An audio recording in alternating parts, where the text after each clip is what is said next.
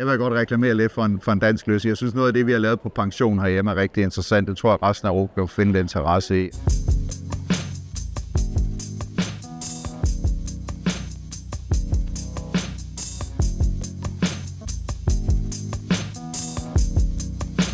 Hvorfor er det vigtigt at integrere de europæiske kapitalmarkeder?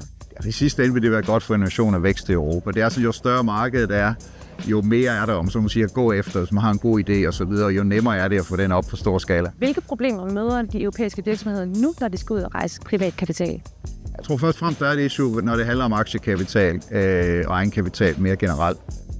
Der er det svært i Europa. Vi ser også, at nogen rejser udland for at få den kapital. Til gengæld, så synes jeg på bankområdet, der er vi i en situation, hvor bankerne i Europa er velkapitaliserede og klar til at låne ud. Så der synes jeg ikke, der er et issue. Og hvis du så skulle vælge et politisk tiltag, som man skulle skrue på, hvad skulle det så være for net?